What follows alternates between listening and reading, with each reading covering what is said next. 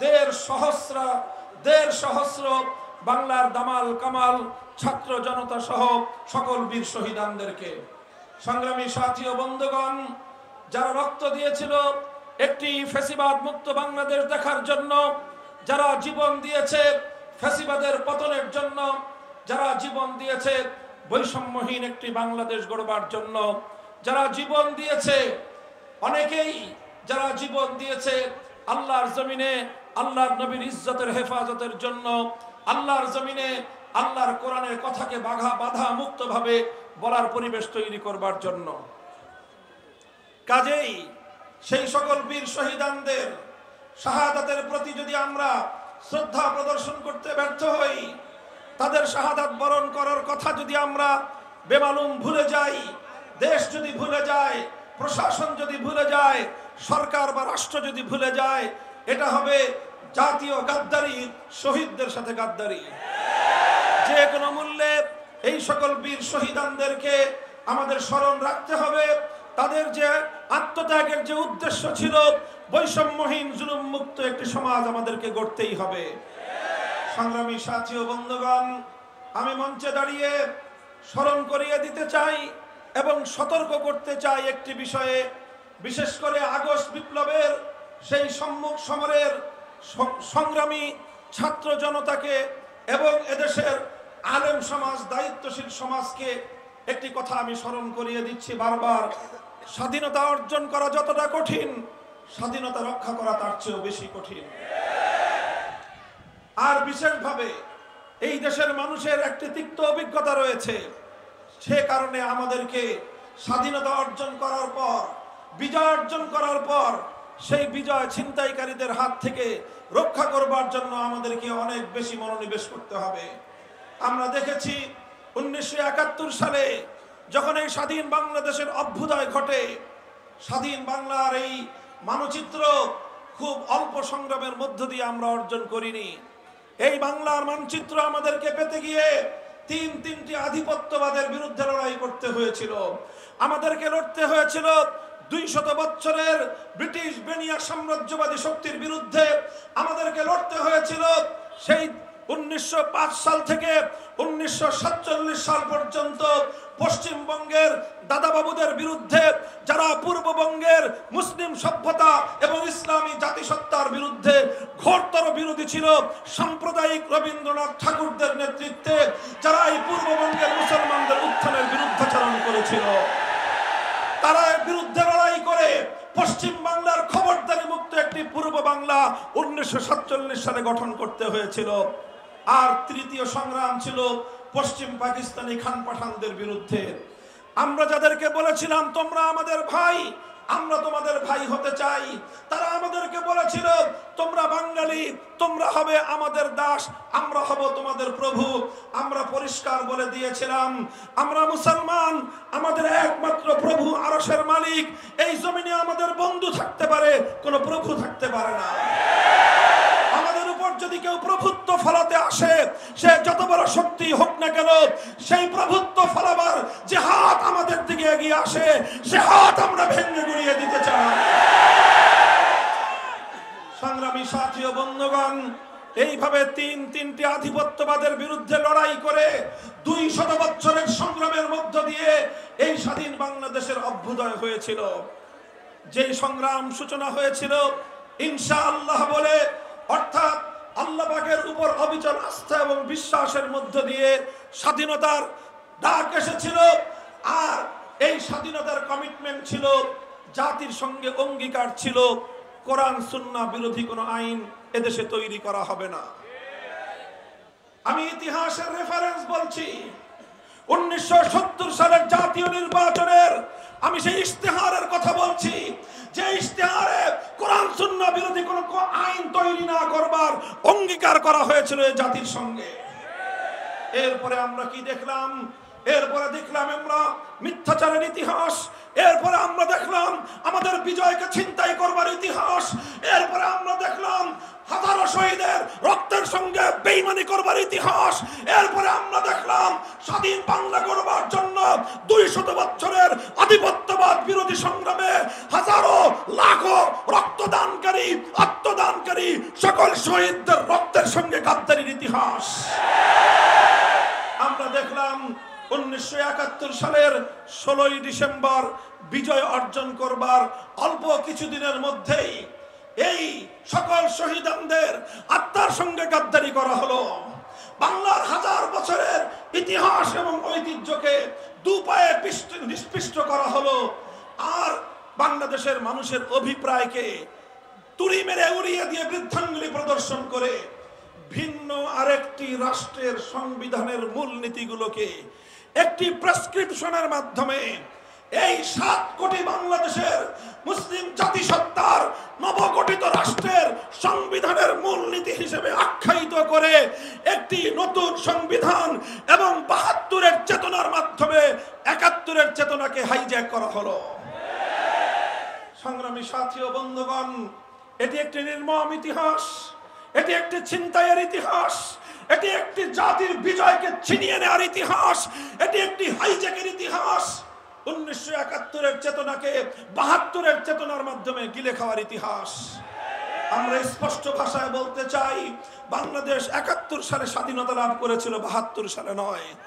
যারা দীর্ঘ অর্ধ শতাব্দীকাল পর্যন্ত 72-এর চেতনার মাধ্যমে আমাদের 71-এর চেতনাকে দমিয়ে রেখেছে, তাদের বিরুদ্ধে 2024 সালে নতুন স্বাধীনতার যুদ্ধ হয়েছে।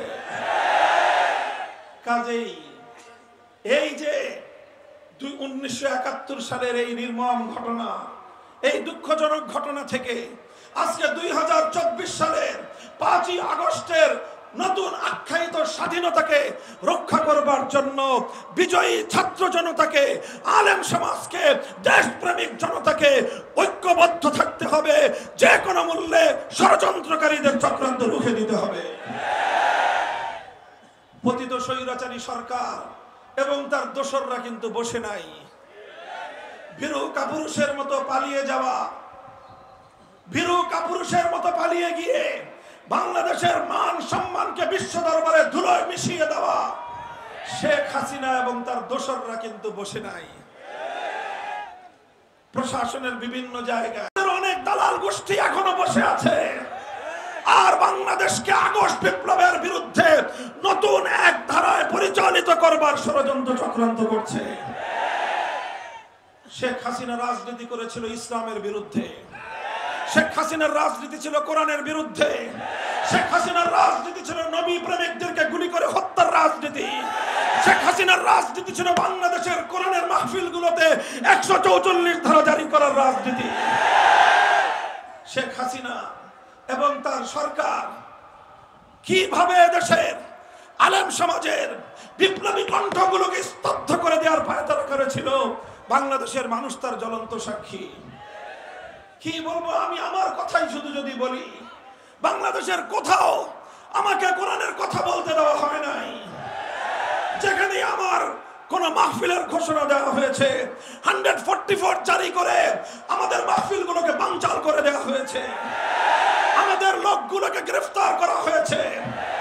আমাকে গ্রেফতার করার পর যখন আমার ভাইয়েরা আমার মুক্তির জন্য তারা রাজপথে নামতে চেয়েছে, তারা সংগ্রাম করতে চেয়েছে, তাদেরকে উপর্যুপরি গ্রেফতারের মাধ্যমে নির্যাতনের স্টিম রোলার চালানো হয়েছে। এই গাজীপুরের এই রাজবাড়ী মাঠে আমার মুক্তির জন্য কোন একটি সমাবেশ করার অনুমতি চেয়েও আমরা পাইনি। আল্লাহ পাক রব্বুল আলামিন আজ সে মাটিতে মুক্ত পরিবেশে শান্তিপ্রিয় সমাবেশ করার তৌফিক আল্লাহ আমাদেরকে দান করেছেন। আমরা প্রতিশোধের রাজনীতি করতে চাই না। আমাদের প্রতিশোধ হবে আদর্শের মাধ্যমে, আমাদের প্রতিশোধ হবে আল্লাহর কোরআনের জয়গান গাওয়ার মধ্য দিয়ে। আমরা এই স্বাধীন বাংলাদেশে আমরা স্বাধীনভাবে আল্লাহর কোরআনের কথা বলবো। যারা কোরআনের কথা শুনতে পছন্দ করেন না, আপনাদেরকে বলে দেই, আপনাদের আপার মতো আপনাদের জন্য সীমান্তের দুয়ার খোলা আছে, চলে যেতে পারেন অন্য কোথাও। এই শাহজালালের বাংলাদেশ, শামাক্তমের বাংলাদেশ, খানজাহান আলীর বাংলাদেশ, হাফিজ হুজুরের বাংলাদেশ, শাইখুল হাদিসের বাংলাদেশ, মুফতি আমিনীর বাংলাদেশ, আল্লামা আহমদ শফির বাংলাদেশ, বাংলাদেশ, মহিবুল্লাহ বাবুনগরীর বাংলাদেশে কোরআনের কথা বলবো, সহ্য না হলে বাংলাদেশ ছেড়ে চলে যাও।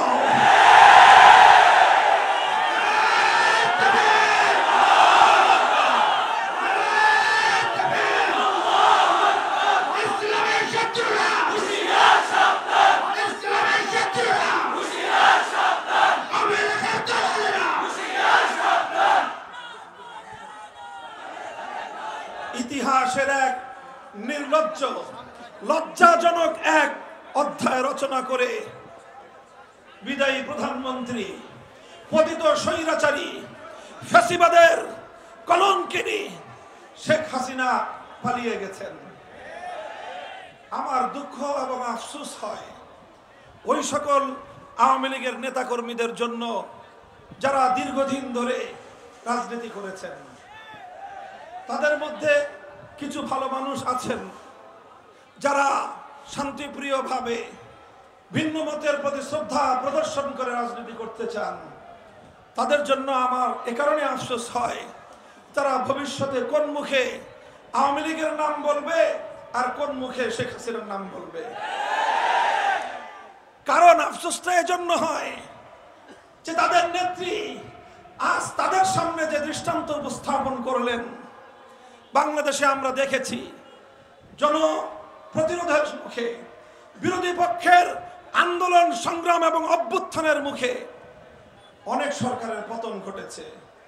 1990 সালের গণ অভ্যুত্থানের মধ্য দিয়ে জেনারেল হোসেন মোহাম্মদ এরশাদের সরকারের পতন ঘটেছিল।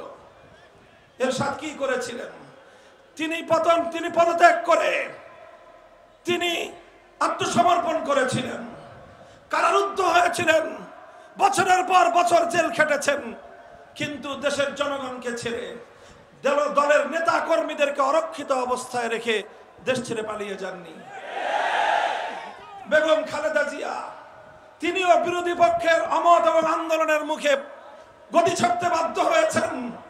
তিনি পদত্যাগ করেছেন এবং তিনি সরকারের মাধ্যমে নানাভাবে নিগৃহণের শিকার হয়ে অশীতিপর বয়সে জীবন এবং মৃত্যুর সন্ধিক্ষণে দাঁড়িয়ে বছরের পর বছর জেল খেটেছেন, কারারুদ্ধ থেকেছেন, কিন্তু দেশের জনগণকে ছেড়ে, দেশের মাটি ছেড়ে, তার দলের নেতা কর্মীদেরকে তোপের মুখে ফেলে দেশ ছেড়ে পালিয়ে যান না। আওয়ামী লীগের বিবেকবান লোকদেরকে আমি জিজ্ঞাসা করব, আপনাদের নেত্রী কাজটা করলো কি?